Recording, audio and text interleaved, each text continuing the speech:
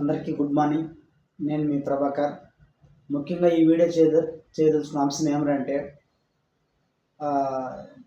ఇద్దరు మన DSC aspirants suicide బలవన్మరణం చేసుకున్నారని నేను విషయం తెలిసింది. ఈ విషయంగా చాలా బాధపడ్డాను. ఎందుకంటే వాళ్ళ కోసమే అలాంటి ఆలోచన ఎక్కడైనా కొద్ది మాత్రం కూడా ఆలోచించినా, అలాంటి థాట్ వచ్చినా కూడా అలాంటి వారిని ఉద్దేశించి కూడా ముఖ్యంగా ఈ వీడియో చేయడం జరుగుతుంది. కాబట్టి ఖచ్చితంగా మీరు ఇప్పుడు మనకి మంచి రాని చెడు జరగని ఏమి జరిగినా మనం బలవన్మరణానికి పాల్పడకూడదు. ఎందుకంటే లైఫ్ అనేది మనకి దేవుడు ఒక నెగిటివ్గాని వచ్చిందంటే దాని వెనకాల పాజిటివ్ ఉంటుందని ఖచ్చితంగా అర్థం. ఇప్పుడు పళ్ళం ఉందిరంటే మెట్ట అనేది వస్తుంది. మెట్ట ఉందిరంటే అది అప్పుడే అప్పు కాదు, ఖచ్చితంగా డౌన్ అనేది ఉంటుంది. అంటే లైఫ్లో కూడా అప్ అండ్ డౌన్ సహజమే అని అర్థం చేసుకోవాలి. ఎందుకంటే మనం ఇప్పుడు కొంతమంది ఇప్పుడు ఒక మేడం మనకి 144 టెట్లో వచ్చిందని చెప్పినారు. అలాంటి వ్యక్తి కూడా టెన్షన్ గురయ్యి అయ్యో మనకు జాబ్ రాదేమో ఈ తక్కువ టైమ్స్లో ప్రిపరేషన్ అయితే అని మనం ఎంత నెగిటివ్గా ఆలోచిస్తామో మన ఆలోచన కూడా నెగిటివ్గా తీసుకెళ్తుంది, మన బ్రెయిన్ కూడా నెగిటివ్గా తీసుకెళ్తుంది. కాబట్టి మీరు నెగిటివ్ కోణాల్లో ఆలోచించకుండా పాజిటివ్ దృక్పథంతో ఆలోచించండి, పాజిటివ్గా ఉండండి. ఎందుకంటే ఇప్పుడు మనకి నెగిటివ్ వచ్చినా ఖచ్చితంగా రేపు మనకి పాజిటివ్ వస్తుంది. ఆ విధానంలో ఆలోచించండి. ఇంకో విషయం ఏమంటే ముఖ్యంగా ఇప్పుడు కోర్టు కేసు అంటున్నారు. ఆ విషయంగా ఇన్ని రోజులుగా చెప్పకపోవడానికి కారణం ఎందుకంటే ఖచ్చితంగా మనకి ఏదో ఒక రూపంలో మంచి వస్తుంది, అంతవరకు మీరు చదువుకోండి. ఆ విషయంగా మనం అదిగో కోర్టులో ఈ తీర్పు వచ్చింది, అది వచ్చింది, టెట్ వల్ల బ్రేక్ అయింది, సంథింగ్ రోజుకు ఒక 2-3 వీడియోలు చూడడం వల్ల ఆటోమేటిక్గా మనకి తెలియకుండానే మనకే ఒక బ్లడ్ ప్రెషర్ అనేది హైప్గా అయిపోతుంది. మైండ్ ఫోకస్ కూడా బుక్స్ మీద కాకుండా అన్నెసెసరీ మీద విషయాలకి మన కాన్సన్ట్రేషన్ వెళ్తుంది.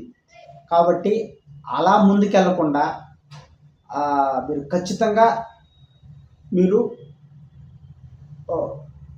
ఒక మంచి రిజల్ట్ కోసం వెయిట్ చేయండి. ఎందుకంటే మనం చేసే ఎఫెక్ట్ మనం కోర్టులో, సుప్రీంకోర్టులో కావచ్చు, హైకోర్టులో కావచ్చు, మనం చేసేది కష్టపడేది చేస్తున్నాము. ఈ విషయంగా కూడా కొంతమంది ఇప్పుడు మనం కొంచెం ఒక 5-6-10 మంది మనం టీం వర్క్ చేస్తున్నాము. ఇంకా ఎక్కువగా ఈ విషయాలు పదే చెప్పడం వల్ల ఏమవుతుందంటే కొంతమంది దీన్ని మిస్లీడ్ చేయొచ్చు. ఎందుకంటే దీన్ని ఇట్లే ఇష్యూ చేసి చెప్పని వాళ్ళు కూడా దీన్ని పెద్ద స్థాయి వరకు తీసుకెళ్ళి దీన్ని రాంగ్ గైడెన్స్గా చేయొచ్చు. అందుకని కొన్ని కేసు విషయాలు గోప్యంగా ఉంచడం మంచిది అనుకున్నాము. అందువల్ల నేను నా నుంచి ఎటువంటి చిన్న ఇన్ఫర్మేషన్ కూడా బయటకు రాకూడదు అనుకున్నాను. కానీ కొన్ని ఇన్ఫర్మేషన్లతో గోరంతను కొండంతగా చేసి యూట్యూబ్ ఛానల్ వ్యూస్ కోసం ఏమేమో పెట్టేస్తున్నారు. అలాంటివన్నీ ఏమి నమ్మకుండా మీరు వెయిట్ చేయండి. నాకు తెలిసి రేపు మంగళ, బుధ, గుర ఈ 3 రోజుల్లో ఖచ్చితంగా వస్తుందని నేనైతే నమ్ముతున్నాను. దానివల్ల ఇప్పుడు త్వరగా పెట్టినా కూడా, లేటుగా పెట్టినా కూడా, త్వరగా పెడితే కూడా అందరికీ అదే సమయమే, లేటుగా పెట్టినా కూడా అందరికీ అదే సమయమే. కాబట్టి మీరు చదవండి. త్వరగా పెడితే కట్ ఆఫ్లు తక్కువ ఉంటుంది, కొంచెం టైం ఇస్తే కట్ ఆఫ్లు కొంచెం ఎక్కువ పెరుగుతుంది. కాబట్టి మీరు ఏది పాజిటివ్గానే కాకుండా నెగిటివ్గా కాకుండా పాజిటివ్లోనూ నెగిటివ్ ఉంటుంది, నెగిటివ్లోనూ పాజిటివ్ ఉంటుంది. అన్ని సమిష్టి ఫలితమే ప్రతి ఒక్క విషయంలో ఒక రిజల్ట్ ఉంటుందని మీరు నమ్మండి. అందుకే నేను ఈ వీడియో కూడా చేయదలుచుకోలేదు ఇన్ని రోజులుగా. కాబట్టి నేను సూటిగా చెప్పడం ఏమంటే ఎక్కడ కూడా కానీ రాష్ట్ర ప్రభుత్వం అనుకుంటే రాష్ట్ర ప్రభుత్వాన్ని ఎదిరించి హైకోర్టు చెప్పదు. ఎందుకంటే ఇప్పుడు మన ఊర్లో కూడా ఒక చిన్న ఎగ్జాంపుల్ ఏమంటే మన ఊర్లో మన సర్పంచి మనకు తెలిసిన వాళ్ళు మన బంధువులు ఉంటే మనం తప్పు చేసినా కూడా మనకు అనుకూలంగా తీర్మానం మధ్యస్థంలో మనకు అనుకూలంగా మాట్లాడతారు. అదేవిధంగా ఇది కూడా ఇక్కడ నేను కోర్టుని అట్లాంటి వాటిని నేను తప్పు పట్టట్లేదండి. ఎందుకంటే వాళ్ళు ఒక గమ్యం అనుకున్నారు, వాళ్ళు దీన్ని ఛాలెంజ్గా తీసుకుంటున్నారు. ఎందుకు మనం మొదటి సంతకం త్వరగా డిఎస్సి పెట్టేద్దాము, అప్పుడు మనకు మంచి పేరు ఉంటుంది అనుకుంటున్నారు. అలా అలా చేస్తే ఖచ్చితంగా మంచి పేరు రాదు కదా, ఖచ్చితంగా ప్రభుత్వానికి చెడ్డ పేరే వస్తుంది. ఆ విషయం వాళ్ళకి తెలియదు. ఎందుకంటే ఆ ప్రభుత్వం ఇప్పుడు మనకి ఎప్పుడు ఇచ్చినా 90 రోజులు టైం ఇస్తామని ఆ రోజు గడువు ఇచ్చింది. మన ఫ్యామిలీ బిజీలలో అన్నింటినీ చూసుకోవాలి అనే క్రమంలో చాలామంది ఇప్పుడు మనం ఇంట్లో వాళ్ళు డబ్బులు ఇస్తా ఉంటే చదివే వాళ్ళు కొద్దిమంది అయితే, ఎక్కువ మంది అన్ని విషయాలను సమర్థించుకొని ముందుకెళ్ళే వాళ్ళు, కష్టపడే వాళ్ళు చాలామంది ఉంటారు. ప్రైవేట్లోనూ కార్పొరేట్ వ్యవస్థలోనూ పనిచేసే వాళ్ళు చాలామంది ఉంటారు. అట్లాగా అవన్నింటిని వదులుకొని ఇక్కడికి రాకుండా ఎప్పుడు ఇచ్చినా టైం ఇస్తారు కదా అనే నమ్మకంతో అలా పార్ట్ టైంగా ఒక 2-3 గంటలు చదువుకుంటూ రన్ చేసుకొని నోటిఫికేషన్ వదిలితే మళ్ళీ ఎక్కువ గంటలు ఫోకస్ చేద్దాము అన్న విధంగా కూడా వాళ్ళు ఉన్నారు. వాళ్ళకి ఇప్పుడు దానికి తగినట్టుగా నేనేం చెప్తానంటే, కాబట్టి ఇప్పుడు మనం ప్రభుత్వం విషయంగా వినతులు ఇచ్చినాం, ప్రజా దర్బార్కి వెళ్ళినాం, అసలు మనకు ప్రభుత్వానికి ఏమి తెలియదు చెప్పండి. మెయిల్స్ కూడా చేసినా ప్రతి ఒక్కటి ప్రభుత్వానికి తెలుసును. ఎందుకంటే అసలు హైకోర్టుకి తెలుస్తున్నాము, సుప్రీంకోర్టుకి వెళ్తున్నాము అనే విషయాలు కూడా వాళ్ళకి ప్రభుత్వానికి తెలుస్తూ ఉందంటే, గౌరవనీయులు లోకేష్ సార్ కానీ, నారా చంద్రబాబు సార్ కానీ, పవన్ కళ్యాణ్ సార్ కానీ తెలుస్తూ ఉందంటే దీని అర్థం ఏమి అంటే, ఈ విషయాలు మనకు మెయిల్స్ పెట్టేది తెలీదా? మనం మనం ప్రాధాయపడతా ఉండేది తెలీదా? మన ధర్నాలు, మానవహారాలు విజయనగరం శ్రీకాకుళం నుంచి చిత్తూరు జిల్లా వరకు మనం మానవహారాలు చేస్తూ ధర్నాలు చేస్తూ ముందుకు వస్తున్నామంటే ఆ విషయాలన్నీ వాళ్ళకి తెలీదా? కానీ తెలిసినా కూడా వాళ్ళు ఏదైతే బయటికి చెప్తారో, ఏదైతే హైలైట్ చేయాలనుకుంటున్నారో వాళ్ళ పేపర్లలో హైలైట్ చేసుకుంటున్నారు. అంటే రేపు ఇప్పుడు మనం చూస్తూ ఉండే అంశం ఏమంటే, ప్రభుత్వం అనేది ప్రజెంట్ టెన్స్లో ఏ ప్రభుత్వం అయితే రూలింగ్లో ఉంటుందో వాళ్ళకి అనుకూలంగా కొన్ని పేపర్లు నడుస్తుంది, ఆపోజిషన్ ఉన్న వాళ్ళకి అనుగుణంగా కొన్ని పేపర్లు నడుస్తుంది. కాబట్టి ఇప్పుడు మనం నమ్మాల్సింది ఎప్పుడు కూడా కానీ ప్రతిపక్షాన్ని నమ్మాలి. ఎందుకంటే అప్పుడే వాళ్ళు లోపాలని లోటుపాట్లు గుర్తించి విమర్శిస్తారు. ఆ విమర్శలకు ఎదుర్కొని వాళ్ళు దానికి ఒక సమాధానం చెప్తే కరెక్ట్ పరిపాలన మనకు తెలుస్తుంది. ఇప్పుడు మనం ఏం మాట్లాడినా దాని దృష్టిలోకి తీసుకోవట్లేదు. ఎందుకంటే వాళ్ళకి ఎక్కువ సీట్లు ఇచ్చేసినాం కదా అని గర్వం ఏముంది, ఇన్ని భారీ మెజార్టీ, అసలు అపోజిషన్ వాళ్ళకి డిపాజిటే లేదు, వాళ్ళ ప్రతిపక్ష స్థానమే లేదు అన్నట్టుగా వాళ్ళ గర్వం నెత్తికెక్కింది. ఇప్పుడు ఆ రోజు మనము కూటమి ప్రభుత్వం కానీ, టీడీపీ ప్రభుత్వం కానీ, ఇక టీడీపీ ప్రభుత్వం కూలిపోయింది అన్న క్రమంలోనే ఎమ్మెల్సీ ఓట్లతో మన డిఎస్సి వాళ్ళే ప్రతి ఇంటికి, ప్రతి గ్రామానికి ఒక షోల్డర్గా నిలబడి గెలిపించడానికి గల కారణం ఎవరంటే, మనం డిఎస్సి పడుతుంది, డిఎస్సి ఆస్పిరెంట్ వల్లనే. ఈవెన్ సూటిగా చెప్తున్నాను, ప్రతిపక్షం కూడా ఓడిపోవడం గల కారణం మన డిఎస్సి ఆస్పిరెంట్స్. ఎందుకంటే ఆనాడు అతను సజ్జల ఆయన ఈ డిఎస్సి ఎందుకండి అని ప్రశ్నించినాడు. ఆ సమాధానమే ఈరోజు డిపాజిట్ లేకుండా కోల్పోవడం గల కారణమైంది. అదేవిధంగా ఇప్పుడు డిఎస్సి విషయంలో ఇంత మూర్ఖంగా ముందుకెళ్తే, అప్పుడు ఆ రోజు ఆ ప్రభుత్వంలో ఒక మంత్రి చెడు మాటల వలన, చెప్పుడు మాటల వలన, రాంగ్ గైడెన్స్, రాంగ్ డిసిషన్ వలన ఈ స్థాయికి పడింది. వాళ్ళ సీట్లు ఎంత దీన స్థితికి పడిపోయిందో అర్థమైంది. అదేవిధంగా ఈ ప్రభుత్వంలో కూడా ఎన్ని మంత్రులు రాంగ్ గైడెన్స్ ఇచ్చినా ఈ ప్రభుత్వానికి దానికి కారణం భారీ మూల్యం మీరే పడాలి, కూటమి ప్రభుత్వం పడాలి, టీడీపీ జనసేననే పడాలి. ఎందుకంటే రాంగ్ గైడెన్స్ ఇచ్చే మాట నమ్మద్దండి. ఎందుకంటే మీరు డిఎస్సి విషయంలో మంచి చేసినారు, మంచి నోటిఫికేషన్ ఇచ్చినారు, ఓకే, మేము దాన్ని స్వాగతిస్తాం. కానీ తగిన నిడివి ఇస్తే బాగుండు. ఈ టెట్ 2024 జూలైలో ఇచ్చినారండి. ఎగ్జామ్స్ డిఎస్సి నోటిఫికేషన్ 6వ నెలలోనో 6th month 7th month December, జనవరి, ఫిబ్రవరి ఇచ్చిండ్రు కూడా ఎవరు అడుగుంటారు? కొత్త వాళ్ళు టెట్ ఇవ్వండి అడుగుంటారా? అడుగుంటారు. అక్కడ డిలే చేసినారు. ఈవెన్ 10 months దాటిపోయింది. ఇప్పుడు వాళ్ళు కొత్త వాళ్ళు ఏప్రిల్ దాటిపోయింది. కాబట్టి 4th సెమ్లో అడగడం ఎంతవరకు న్యాయమే కదా. మళ్ళీ వాళ్ళు ఫైనల్ ఇయర్ వాళ్ళు అడగడం మాకు డిఎస్సి ఛాన్స్ ఇవ్వాలని. ఎందుకంటే మళ్ళీ ఒక డిఎస్సి పోతే ఎప్పుడు వస్తుందో తెలియదు. అలా భయంతో వాళ్ళు అడుగుతారు. వాళ్ళు అడగడం కూడా న్యాయం ఉంది. ఎందుకంటే ఫైనల్ ఇయర్ ఉండే వాళ్ళకి గ్రూప్ 1 ఎగ్జామ్స్ కూడా కానీ, గ్రూప్ 2 కూడా కానీ, సివిల్స్ కూడా కానీ ఎట్లాంటి వాళ్ళు కూడా ఛాన్సెస్ ఇస్తారు 4th సెమ్లో ఉండే ఫైనల్ ఇయర్ ఉండే వాళ్ళకి. అట్లాగా వీళ్ళు ఈ డిఎస్సిలో కూడా గత డిఎస్సి 2019 రాజశేఖర డిఎస్సి ఉండవచ్చు, అంతకుముందు చంద్రబాబు గారి డిఎస్సి కావచ్చు, దాని తర్వాత కిరణ్ కుమార్ సార్ డిఎస్సి కావచ్చు, దాని తర్వాత 2014లో చంద్రబాబు సార్ డిఎస్సి కావచ్చు, దాని తర్వాత 2018లో చంద్రబాబు సార్ డిఎస్సి కావచ్చు. ప్రతి ఒక్కరు ఇచ్చే నోటిఫికేషన్లలో ఫైనల్ ఇయర్ వాళ్ళని ఎలిజిబుల్ చేస్తారు. కానీ ఈ డిఎస్సిలో చేయకపోవడం వల్ల గల కారణం ఇది చాలా మిస్టేక్ అయింది. అదేవిధంగా ఈ 117 జీవో రద్దు చేసి దాని తర్వాత నోటిఫికేషన్ ఇస్తే కూడా అప్పుడు ఇంకా పోస్టులు అనేది పెరుగుతుంది. 117 జీవో వెనక్కి తీసుకొని వస్తే దాని తర్వాత పోస్టులు ఇస్తే బాగుండండి. జస్ట్ ఇది నా అభిప్రాయం మాత్రమే. కాబట్టి అక్కడ మరొకసారి క్లియర్ వేకెంట్ తీస్తే బాగుంటుంది. ప్రతి ఒక్క విషయంలో అవకతవకలుగా ఉండదు. ఎందుకంటే ఎస్సీ క్లాసిఫికేషన్ కూడా ఖచ్చితంగా ఈ చిత్తూరు జిల్లాకి మాకు అన్యాయమే జరిగింది. ఎందుకంటే చిత్తూరు జిల్లాలో చూడండి, ఎస్సీ థర్డ్ కేటగిరీ అనే వాళ్ళు 8,000 మంది ఉన్నారు. ఎక్కడ ఏ పోస్టులోనూ లేదు. అక్కడ 8,000 మంది ఉంటే అప్పుడు వాళ్ళకి ఎంత పర్సెంటేజ్? 7.5% ఇచ్చినారు, 7.5% ఇచ్చినారు. అదే తెలంగాణ అసలు మన ఆంధ్ర ఎస్సీ క్లాసిఫికేషన్ విషయము ఇండియాలో ఎక్కడ చేయకుండా ఎప్పుడు ఎవరో ఈయన మన కేంద్ర ప్రభుత్వం వాళ్ళకి ఏదో పర్సనల్గా ఆయన మందకృష్ణ ఆయన మాదిగా ఆయనకి మాట ఇచ్చినారని చెప్పి చేయండి, లేదని చెప్పలేదు.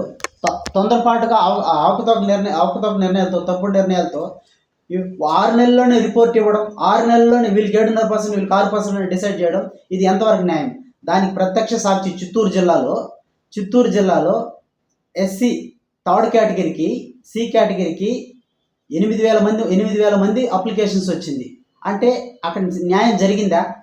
వాళ్ళకి 7.5%. వాళ్ళు ఎంతవరకు అంటే మనం ఏం చెప్తున్నామంటే, మేము యాజ్ ఒక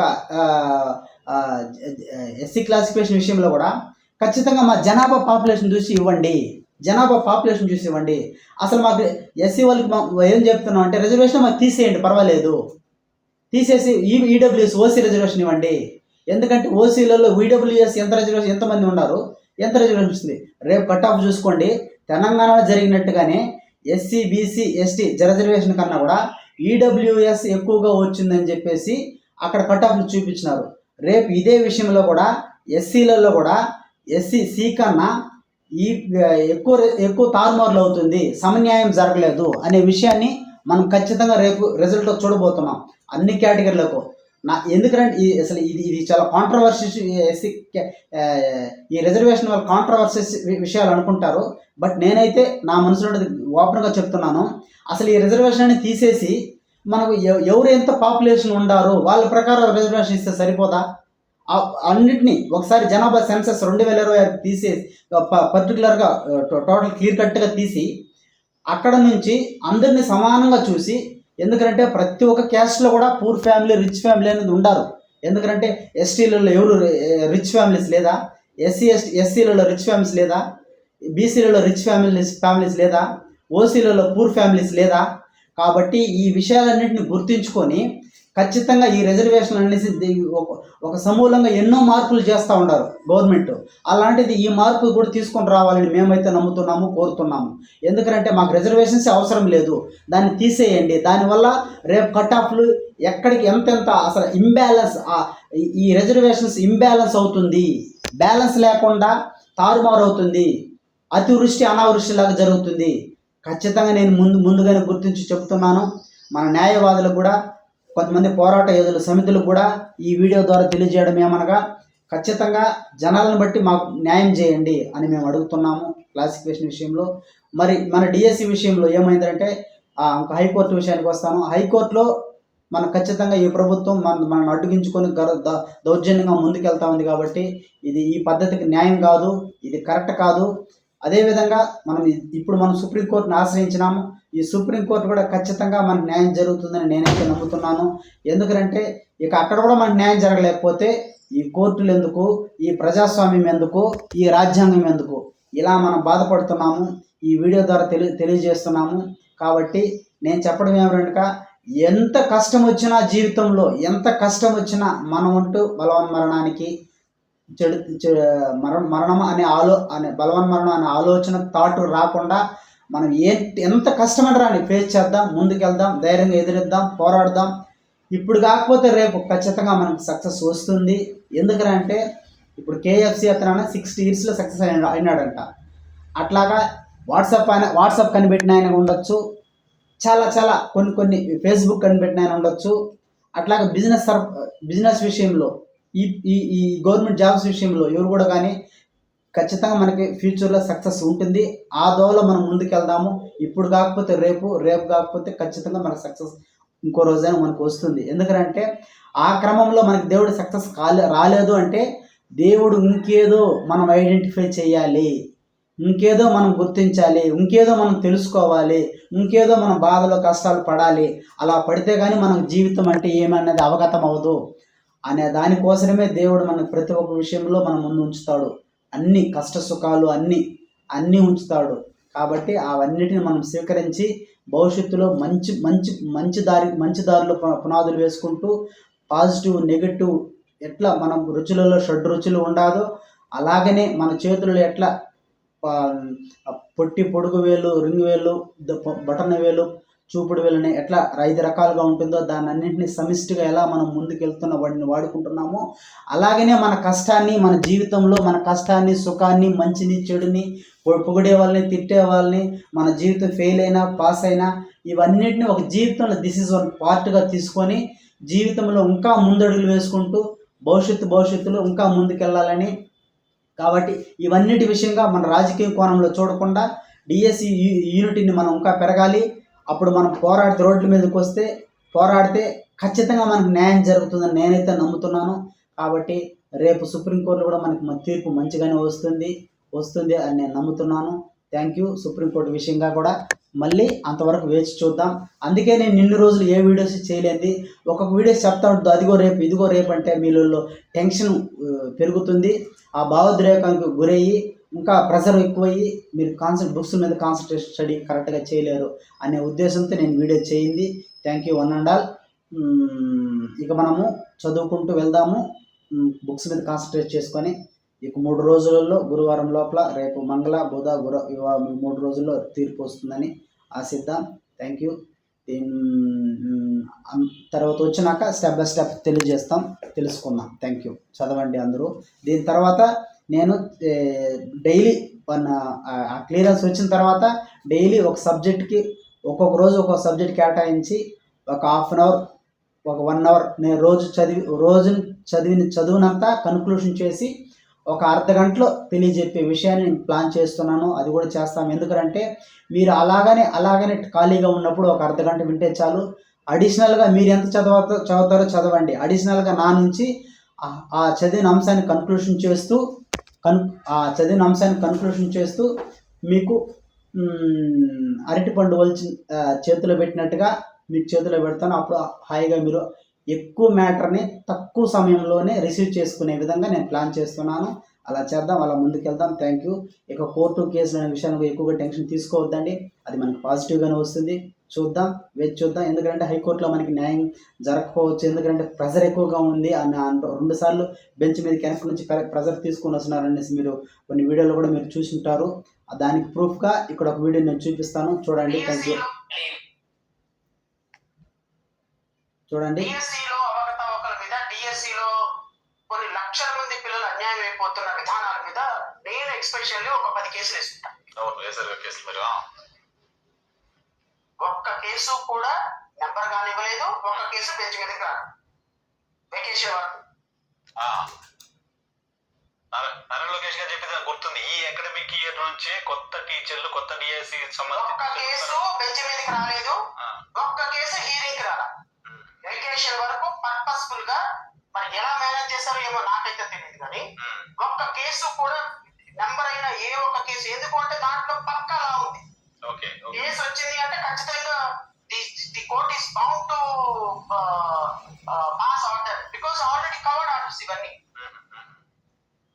ట్రైబల్ వెల్ఫేర్ లో ఉన్న 3000 పోస్టులు తీసుకెళ్లి జనరల్ డిఎస్సీ కలపడానికి లేదు. ఐటీడీఏ వాళ్ళు మాత్రమే చేయాలి. ఆల్రెడీ ఇంతకుముందు అది ఇదే కోర్టు చెప్పింది, డైరెక్షన్ ఇచ్చింది అట్లా కలపొద్దు అని. అలాంటి కేసెస్ ఆఫ్ చేశారు. ఆఫ్ చేసి నారా లోకేష్ ప్రౌడ్ గా చెప్తున్నాడు, వీళ్ళు లీగల్ గా ఎన్ని కేసులు వేసి మమ్మల్ని ఆపడానికి ప్రయత్నం చేశారో వాటన్నిటిని మేము సమర్థవంతంగా తిప్పు కొట్టాము. సుప్రీంకోర్టు దాకా కూడా వెళ్ళారు. మాకేం అవసరం అండి ఆపడానికి? అదే చట్టం ముందు మీరు వేసినటువంటి నోటిఫికేషన్ చట్ట ప్రకారం లేదని మేము వెళ్ళాము. మా వాదన విని కోర్టులో మీ వాదన పసలేదా మీరు ఇవ్వమని చెప్పించాలి. అంతేగాని ఫెయిర్ గేమ్ ఆడాలి. కానీ బ్యాక్ డోర్ గేమ్స్ ఏంటంటే, అండ్ మోస్ట్ అన్ఫార్చునేట్ ఏంటి అంటే judiciary also cooperated with the government. Number చేయకుండా, హీరింగ్ వినకుండా, విన్నా కూడా ఏ విధమైనటువంటి ఆర్డర్ పాస్ చేయకుండా court also, high court also is sailing with the government. నష్టపోతుంది. వర్గాలకు సంబంధించిన ప్రజలు విద్యార్థులు కదా, యువకులు కదా, నిరుద్యోగులు కదా. కాబట్టి ఈ వీడియోలో చూసినారు ఎలా బాధలు ఉందో. అలాగే అందుకే నేనైతే ప్రత్యక్షంగా డైరెక్ట్గా నేనేమి ఎవరిని అనట్లేదు. ఎందుకంటే మన కోర్టుని మన బాధలు వినిపించి మనం తప్పు పడితే కూడా తప్పు అంటారు. కాబట్టి నేను కోర్టు మీద నిందించలేదు, కోర్టు మీద తప్పు చెప్పలేదు. అదేవిధంగా నేను ప్రభుత్వాన్ని కూడా తప్పు పట్టట్లేదు. ఇక్కడ కొంతమంది రాంగ్ న్యూస్, రాంగ్ గైడెన్స్లు ఇచ్చి మీకు ఈ కూటమి ప్రభుత్వానికి తప్పుదోవ పట్టిస్తున్నారు. రేపు ఈ ఎలక్షన్ మేము ఇదే విధంగా మూర్ఖంగా ముందుకెళ్తే దీని రిజల్ట్ ఖచ్చితంగా రేపు లోకల్ బాడీ సర్పంచ్ ఎలక్షన్లో చవి చూస్తారు. కాబట్టి అందరికీ ఏజ్ కూడా సడలింపు ఇవ్వండి, దాంట్లో నష్టం ఏమొచ్చింది. పక్క రాష్ట్రంలో 46 ఏజ్ ఇచ్చినారు కదా, ఆ కనీసం 47 కాకుండా 46 అనే ఇవ్వండి. ఆ ఏజ్ పర్సంటేజ్ విషయంలో ఏ అర్హత డిఈడిబిడి చేయించుకున్నారో ఆ అర్హత డిఎస్సి కూడా అవకాశం కల్పించండి. ఎందుకంటే వాళ్ళు నడిదోవలో వదిలేయడం న్యాయం కాదు.